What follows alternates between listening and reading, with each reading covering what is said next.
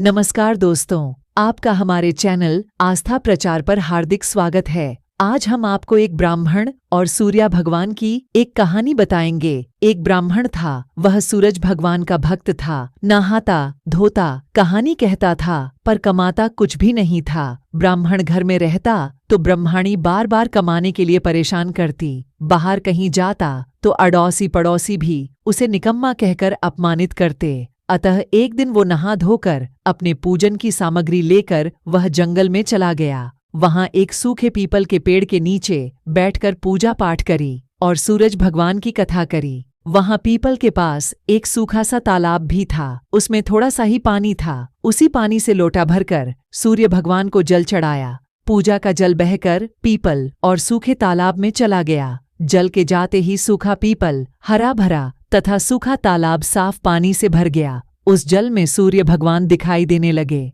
और कहने लगे, ब्राह्मण मांग तू क्या मांगता है। ब्राह्मण ने सुना तो यूं घबरा गया, सोचने लगा, लगता है पीपल में कोई भूत रहता है। रोज जब वह पूजा करता तभी आवाज आती। सुन सुनकर वह चिंता के कारण दुबला होने लगा। ब्राह्मणी कभी कभी ब्राह्मण से मिलने जंगल आती थी। उसने ब्राह्मण से पूछा, आप दिन प्रतिदिन दुबले क्यों हुए जा रहे हैं। तब ब्राह्मण ने सारा हाल बताया।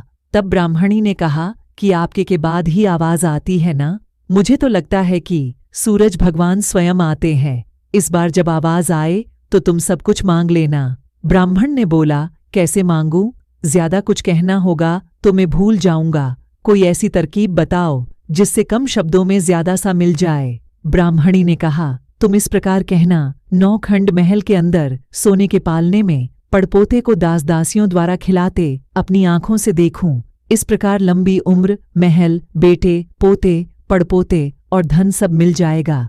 क्योंकि जब धन होगा तभी तो सोने का पलना, दास दासियां होंगे और आंखें घुटने ठीक होंगे, तभी तो पड़पोते को सोने के पालने में झूला झुला सकेंगे और देख सकेंगे। दूसरे दिन पूजा के बाद आवाज आई तो ब्राह्मण ने वैसा ही कहा जैसे ब्राह्मणी ने समझाया था। सूरज भगवान ने कहा, दिखने मई तो भोला लगता है, पर एक ही बार में सब मांग लिया। सूरज भगवान ने कहा, जा तेरी इच्छा पूरी होगी। ब्राह्मण जंगल से घर आया तो देखा कि उसकी टूटी हुई झोपड़ी की जगह एक नौखदा महल खड़ा है। दास दासी आ जा रहे थे।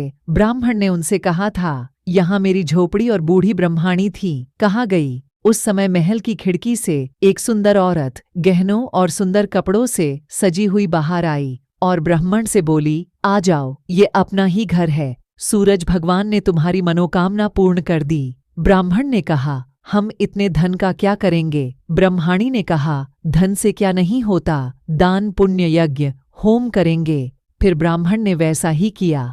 अब सब राजा की जगह ब्राह्मण का गुणगान करने लगे। राजा ने ये सब सुनकर ब्राह्मण को बुलवाया और पूछा, कल तक तो आपको खाना भी नहीं मिलता था, आज ये धन कहाँ से आ गया, कहाँ से चोरी डाका डाला। ब्राह्मण ने कहा कि ये सब तो सूर्य भगवान की कृपा है और सारी कहानी बता दी। राजा ने कहा, मेरे पुत्र नहीं है तो मुझे क्या करना चाहिए। ब्राह्मण ने राजा को सूर्य भगवान की पूजा की विधि बताई। राजा ने वैसा ही किया, यो उसके पुत्र हो गया। सब लोग सूर्य भगवान की जय बोलने लगे। हे सूर्य भगवान, जैसे ब्राह्मण और राजा की मनोकामना पूर्ण की वैसी सबकी करना। कहानी कहने वाली की, कहानी सुनने वालों सबकी मनोकामना पूरी करना।